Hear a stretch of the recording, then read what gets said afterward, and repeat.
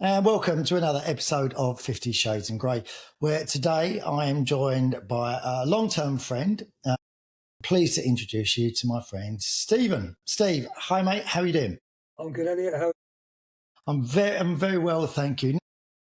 The reason that I've invited Steve along is we've known each other a long time, and we've led quite parallel lives actually, myself and Steve, where we've always seemed to have been in relationships at the same time, out of relationships at the same time. So it's fair to say we've had a lot of nights out together over the years. Made all the same mistakes. Yet we made the same mistakes, great mistakes, I should hasten to add. Yeah. They are very, very good mistakes. Both been close to sort of getting married myself on occasion, Steve a couple of occasions, which we're going to cover today. But we were speaking recently and I asked Steve to come on because I thought it'd be really good for followers and listeners to hear guys talking about dating in midlife, which, we're doing now. So you're currently single at the moment, Steve, aren't you? Well, actually, no. Recent update. So I've started seeing someone actually. So it's probably 4 or 5 dates in so far. And how have you? So we'll talk about that. How have you found that? Because what have been the big differences between dating in your 20s, in your 30s, in your 40s, and your 50s? So I mean, for me personally, it's almost a football analogy, I guess. So when you're in your 20s, as a guy, you're looking for, the player pool, the available women potentially. It's a massive pool because you're 20s. So you can go down, you can go up. So I think as you get older, that pool of women or available people, you become less attractive, probably less interesting. And similarly, so I think what happens when you're young is you don't think there's anybody you can't meet, go out with. And as you get older, I think basically you kind of realise over time that opportunity potentially falls away as you get older and stuff. So obviously people get snapped up, married. And I appreciate as you get older, people get divorced as well. So there's always people coming back onto the market. But, we've all got our skeletons in the cupboard, haven't we? So there's always a bit of baggage with every relationship in or out. In terms of age group, so I think 20s is a given anyway, because I think we're all still very, very young in our 20s, as we are in our 30s. But if you was to choose sort of these 40s off these, when was your most enjoyable period for dating for you? So I'd probably say mid-40s onwards, possibly to even middle 40s. I mean, even beyond. I mean, I'm still having a good time, still enjoying myself. But I think 30s, you kind of find yourself a little bit more. You kind of have a more of an attitude, I guess. You've kind of been working for a few years, had a few experiences, had a few knocks. You kind of get on with it. So I think 30s, 40s, you've kind of learned a bit. You've normally been out with a few people, so you kind of know what you like and you know what you don't like. So probably that period when you're a bit more mature. And again, in your 30s, as a guy, you'd probably still be looking for someone a bit younger, so you can still go to 20s, 30s. So again, I think as you get older, the people you would probably go for, it shrinks in terms of numbers because there's just less people available, I guess, in your age range. So a lot of the questions that I get asked, we'll try and cover actually. So one of the questions is why do older guys tend to go for younger women? So that's a bit of a loaded question because I think most men of a certain age, given the opportunity, would go for a younger girl just because, it's the obvious attraction thing, the lustful girls. Younger girls tend to be a bit more fun. They're more open. There's less attention to detail. They probably haven't had as many bad experiences as a lot of old women have done. So they can be a lot of fun. I mean, we can, we both have dated younger girls. And I think we've both had sort of similar experiences: the good, the bad, the ugly. So yeah, I think I've tried to sort of say to women, I don't think, my personal opinion is that I don't think it's just men that do it anyway. I think there are women that also only date younger guys. And when I've actually spoke to those women, the reason that a lot of those guys do it is that they say that they're not attracted to guys their own age, because usually they're women that have looked after themselves. They work hard, go to the gym, and they're attracted by people that do the same. And they're like a lot of guys when they get to their 50s, they don't work out, they don't look after themselves, they tend to care less about themselves, and they just don't find them attractive anymore. So I think they end up going for younger guys because they have more of the qualities that they're looking for. And I think it's a similar story with men, actually. I do find that as well.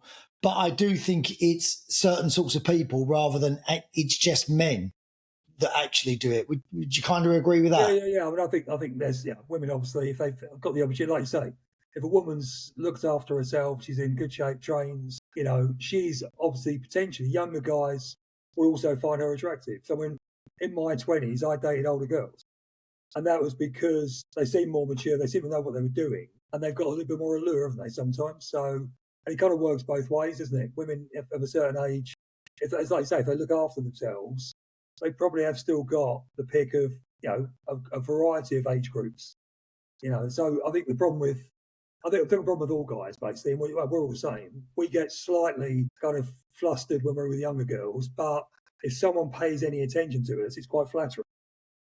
I think it's flattering for anyone when you get paid attention. Even a compliment by someone, I think it's always a nice thing to hear. And like to anyone, I think it can change someone's day just by saying, you look really good today. Not that you can say that anymore in the office, probably. No, well, it's difficult. I mean, well, you can to a woman of a certain age. As we were talking about earlier, if there's an older guy, you've got to be very respectful and you've got to tiptoe around the office now. Yeah. So what difficulties have you found yourself, Steve, like dating in your 40s and your 50s? What are the biggest hurdles? So my biggest bugbear is that normally in your 40s and 50s, the only place to go is online. So dating websites, and like all things, we're all filled with lots of expectation. We all believe we still look great. We don't see ourselves being any older. So we all believe we're still our 20, 30 something selves. And we'll do what everyone else does. We'll put our best photos online. We'll pick a pouty face.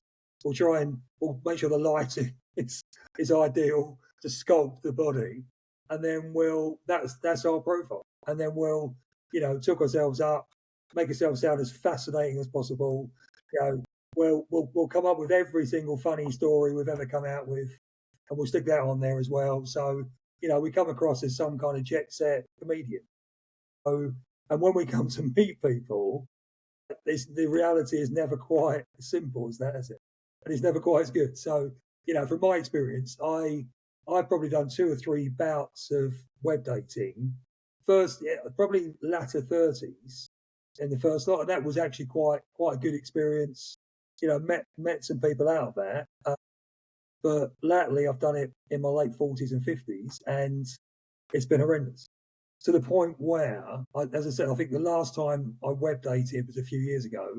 The last 3 web dates I ever had lasted a total of an hour, so probably 20 minutes each. Because I kind of reached a point where, if I met somebody and they didn't kind of meet my expectations, or, I felt that the pictures or the profile had slightly over exaggerated how nice they were going to be, I just wasn't willing to hang about for 3 hours, have dinner, have drinks, knowing I'd never see them again.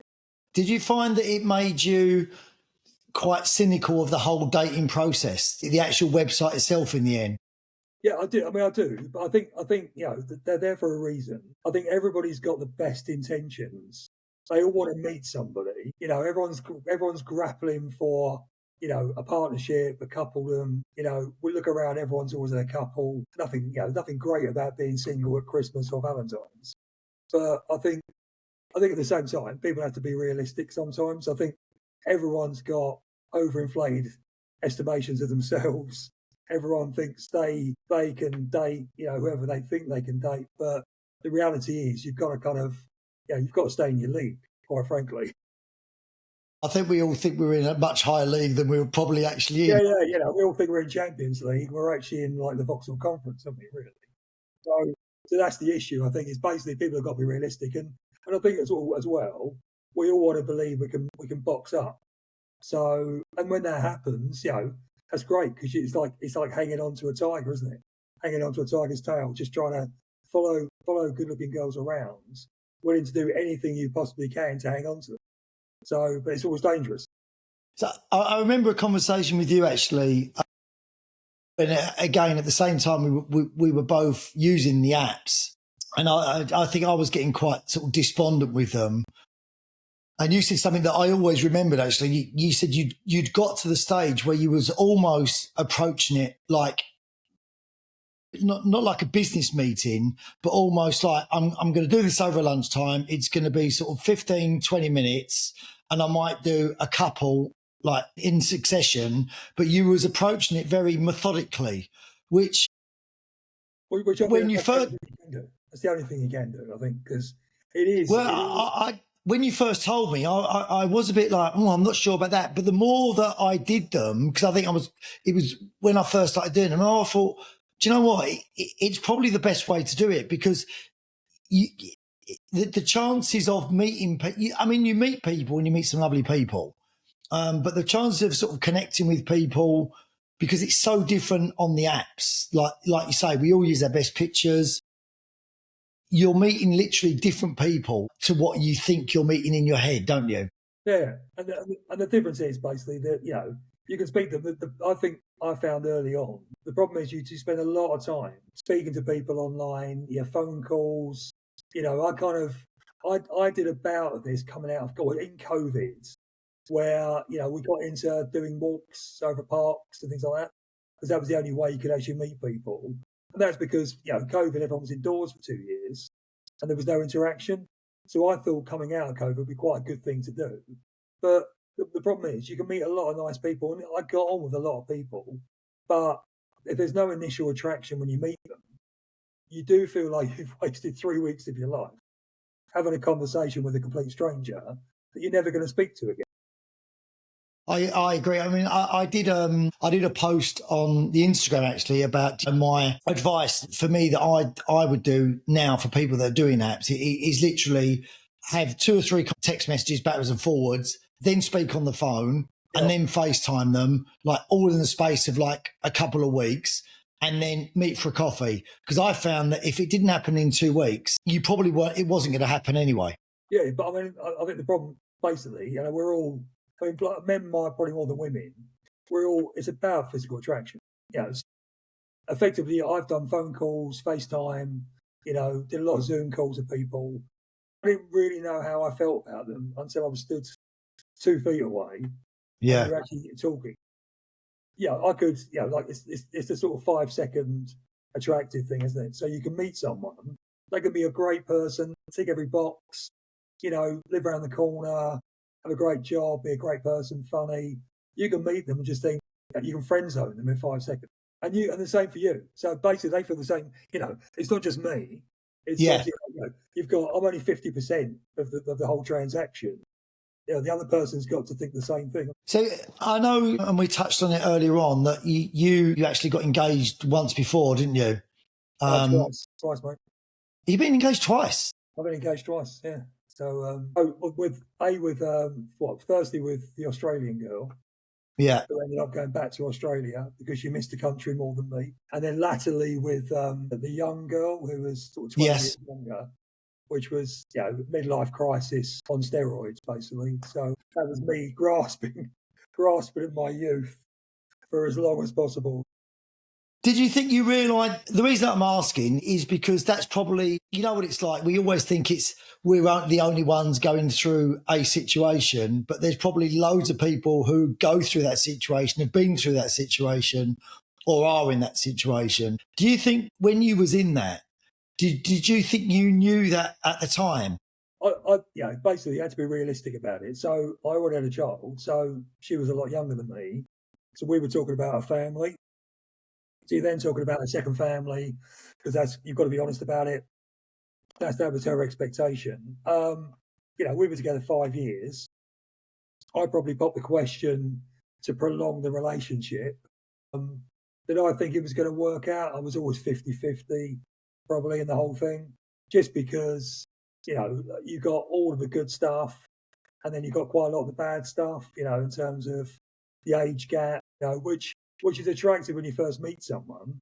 But if you've got to live with them on a day, we were living together. If you're living together on a day to day, that becomes quite tiresome quite quickly. But she had her ups and we had our ups and downs, good and bad. I look back now, and despite some of the stuff that happens, I look at that with rosy glasses and think, what a great time I had. I was with that girl for 5 years. Yeah, with that girl for 5 years. We had a great time, great holiday. Lots of stuff went on. It kind of, like you say, it kind of pumped my ego for 5 years to be dating someone 20 years younger.